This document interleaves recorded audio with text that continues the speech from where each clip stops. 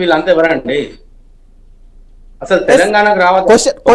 Question మీరు వినట్లేదు. Direct special status Modi ఇంటికి వచ్చినప్పుడు ఆంధ్రప్రదేశ్కి స్పెషల్ స్టేటస్ ఇవ్వండి అని అడగొచ్చు కదా డైరెక్ట్ గా. అదే అడగకుండా తెలంగాణ రాజకీయాల గురించి మాట్లాడాల్సిన అవసరం ఏముంటుంది?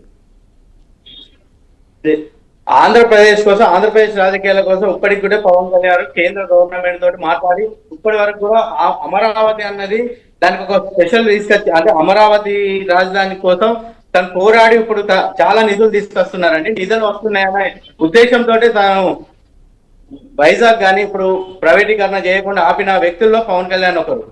కేంద్ర గవర్నమెంట్ తో మాట్లాడింది అతను. తెలంగాణకు మన ఆంధ్రప్రదేశ్ కు స్పెషల్ స్టాటస్ కంటే అక్కడ ఉన్న అభివృద్ధిపై ఎక్కువ దృష్టి పెట్టి అక్కడ అభివృద్ధి కోసం పోరాడుతున్న వ్యక్తి. రానున్న 2 సంవత్సరాలలో ఆంధ్రప్రదేశ్ అన్నది ఒక అమరావతి అనేది ఎంత పెద్ద స్థాయికి ఎదుగుతుందో మీరు త్వరలోనే చూస్తారు. వీళ్ళు కుళ్ళు కుదంత్రాలు పెట్టుకొని ఇవన్నీ చేస్తున్న వైసీపీ ఎక్కడైనా సరే వాళ్ళు 3 రాజధానులు అని చెప్పి అసలు ఆంధ్రప్రదేశ్ కి రాజధాని లేకుండా చేసిన నాయకులు వాళ్ళు.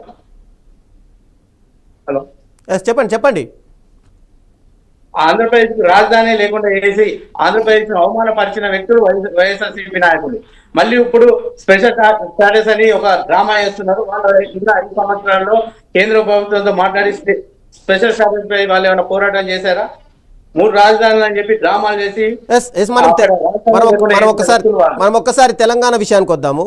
ఏపీలో ఓకే పవన్ ఒక్క నిమిషం రమేష్ గారు ఒక్క నిమిషం సార్ చెప్పండి.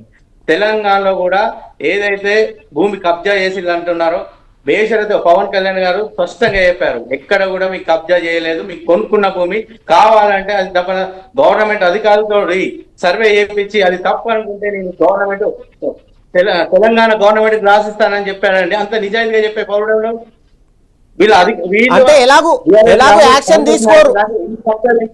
రమేష్ గారు పొన్నం ప్రభాకర్ గారు సిద్దిపేటలో ఒక ల్యాండ్ కబ్జా చేశారు. దానిపై ఆయనకు అంత ధైర్యం ఉంటే బేషరత్గా రమ్మని చెప్పండి. రమేష్ గారు ఒక్క నిమిషం.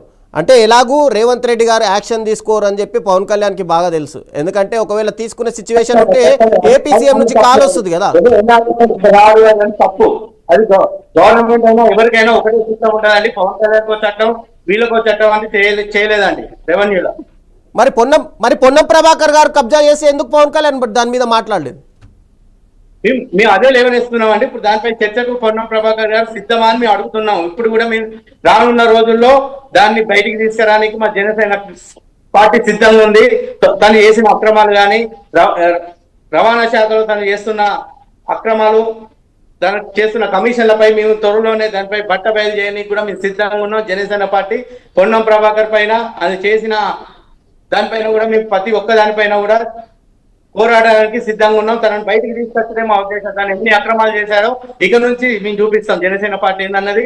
త్వరలోనే తెలంగాణలో జనసేన పార్టీ ఏంది, తను ముందుకు వస్తే ఎలాంటి నీతి నిజాయితీ గల రాజకీయాలు చేస్తుందో త్వరలోనే చూపిస్తామండి. మీరేమో భారతీయ జనతా పార్టీ తోటి కలిసిపోతాము అని చెప్తున్నారు. ఒక సైడ్ ఏమో ఏపీలో, ఇక్కడ తెలంగాణ